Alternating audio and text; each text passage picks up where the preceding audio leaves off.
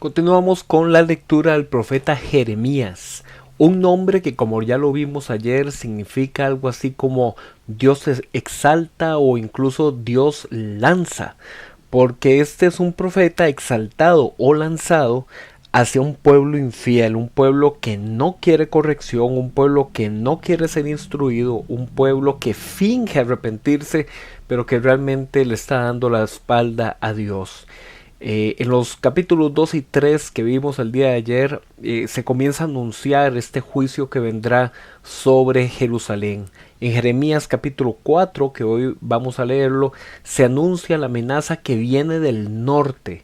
Y esto es muy interesante porque es una alusión a la futura invasión que harán los babilonios, que dejarán desolada la ciudad de Judá, que es Jerusalén. Dice que los babilonios vienen del norte. Ahora, geográficamente, Babilonia no está exactamente al norte de Judá, sino que está más bien al este.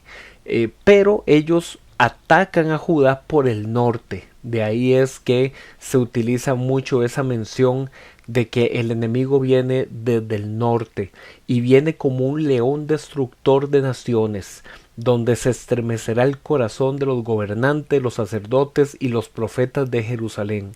Siempre que se habla a este grupo de la élite, de los sacerdotes, los gobernantes, pero también de los profetas, porque sí, habían profetas, pero no nos referimos a los profetas que conocemos en la Biblia, sino a los profetas que estaban cercanos al grupo de gobernantes, que los aconsejaban, que al parecer interpretaban señales para decirle a los gobernantes que todo les iba a ir bien. Eran, por así decirlo, profetas contratados, profetas de profesión. Pero luego están los profetas que traen la palabra de Dios y es un mensaje contrario totalmente, porque es un mensaje de anuncio de juicio. Ya entenderán ustedes por qué estos profetas de Dios no les caían nada bien a esta clase gobernante, a esta clase de sacerdotes. Dice aquí en Jeremías capítulo 4 que a causa de toda la maldad de este pueblo, miré la tierra y estaba desordenada y vacía. Yo sé que esa frase a usted le recuerda algo, le recuerda Génesis capítulo 1, ¿verdad? Versículo 2, de que la tierra estaba desordenada y vacía. Es entonces aquí como un juego de palabras del profeta en poder decir el origen del mundo, que era un caos, Dios lo corrigió y Dios lo ordenó por medio de la creación, pero ahora este pecado de ustedes está haciendo que la tierra vuelva a entrar al caos, que vuelva a entrar al desorden, a quedar vacía.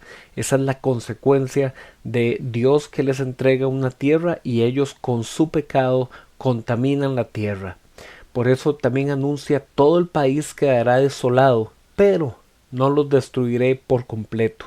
Vemos de nuevo aquí que aún en medio del anuncio de juicio hay un llamado a la esperanza por medio de un remanente que será preservado. Esto del remanente fiel ya lo hemos visto, por ejemplo, en el profeta Isaías, en Oseas y en otros. En Jeremías capítulo 5 se nos indica que el pueblo comete injusticias porque ignoran la verdad de Dios, y aunque el nombre de Dios lo usan para jurar por todo, sus líderes no enseñan a hacer justicia, sino que desprecian la corrección e incluso piensan que Dios no existe en el sentido práctico de intervenir en sus vidas. Esto no se refiere a un ateísmo intelectual, sino se refiere más bien a una idea de que Dios está por allá distante, muy ocupado y no se va a meter en estas cosas de la vida cotidiana. Esa era una forma de ellos justificarse a sí mismos por las injusticias que hacían. Por eso las palabras de Dios en la boca de Jeremías son como fuego, y el pueblo es como una leña a punto de ser quemada. Y eso es lo que se anuncia para el juicio que ejecutará una nación extranjera, una nación de valientes guerreros que acabará con las ciudades fortificadas en las que ellos confían. Ellos ponían su seguridad no en Dios, sino en el muro que habían construido para amurallar la ciudad. Este pueblo es comparado a los ídolos, porque dice aquí, este pueblo tiene ojos pero no ve, tiene oídos pero no oye.